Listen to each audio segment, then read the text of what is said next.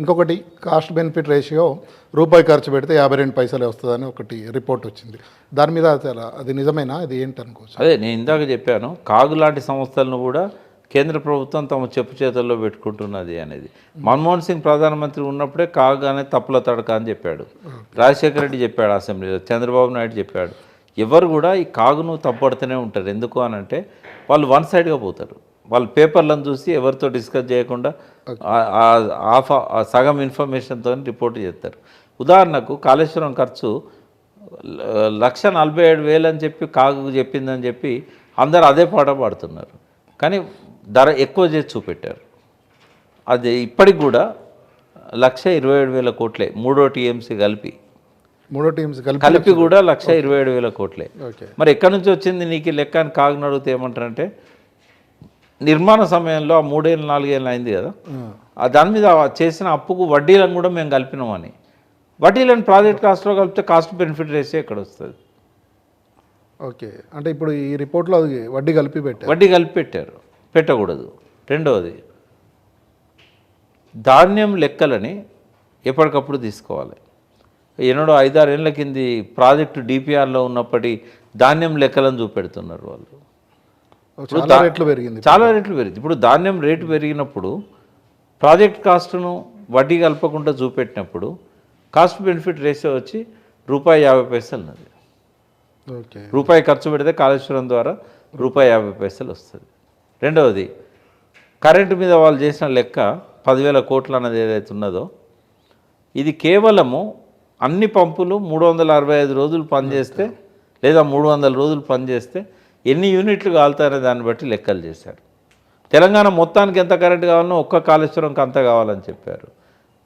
మూడో టీఎంసీని కూడా లెక్క పెట్టి చెప్పారు. 2 టీఎంసీలకు అయితే 5,000 మెగావాట్ల లోపే ఉంటుంది. 3 టీఎంసీని కూడా కలిపి చెప్పారు. అసలు సేఫ్ సైడ్ కోసం 3 టీఎంసీ పెట్టుకున్నాం.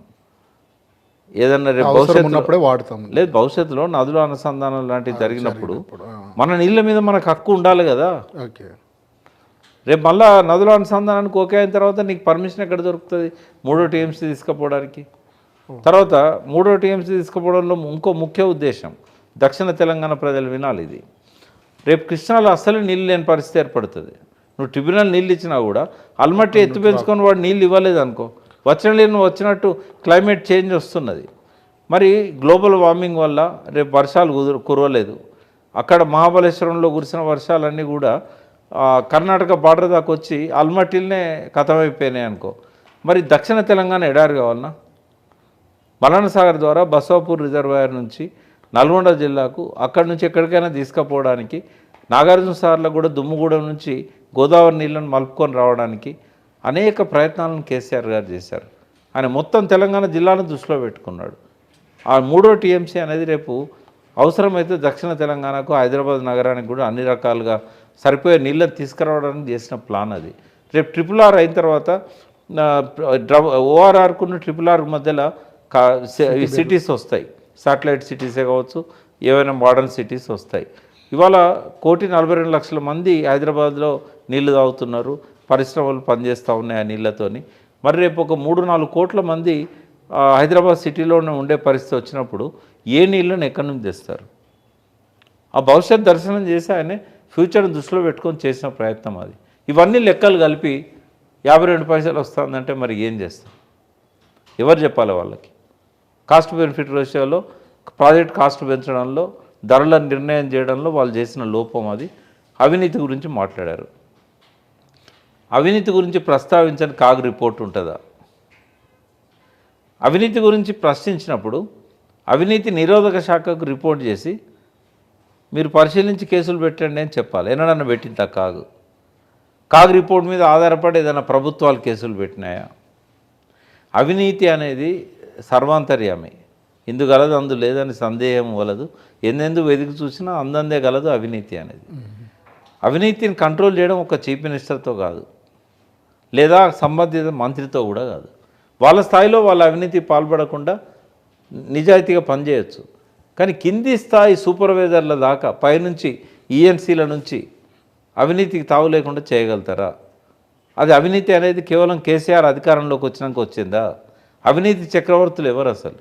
అవినీతి పేరుతో లక్షల కోట్లు సంపాదించింది ఎవరు? కేసీఆర్ ఈ ప్రాజెక్టులో 1,00,000 కోట్లు కేసీఆర్ కుటుంబమే దోచుకుంది అనేది ప్రధానంగా ఆరోపణ.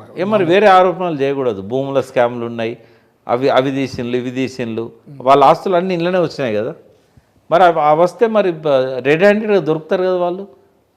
రెండవది, ఏ నీటిపారుదల మంత్రి ఉత్తమ్ కుమార్ రెడ్డి ఎంపీగా పార్లమెంట్లో గజేంద్ర సింగ్ షెకావత్ను ప్రశ్న అడిగింది ఆయనే కదా, కాళేశ్వరంలో ఎంత అవినీతి జరిగిందని.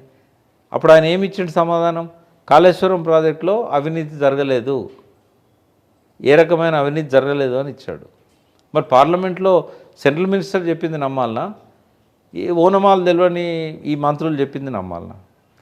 ఇప్పుడైనా కాళేశ్వరంలో అవినీతి ఉంది కదా, హరీష్ రావు గారు చెప్పారు, మీరు విచారణ జరపండి, ఎక్కడ ఎవరు అవినీతి పాల్పడినా శిక్షించండి, దానికి మేము సిద్ధంగా ఉన్నామని చెప్పాడు. మరి ఎందుకు చేయట్లేదు? అదే ఎందుకు ఇక్కడ ఏముంటుందంటే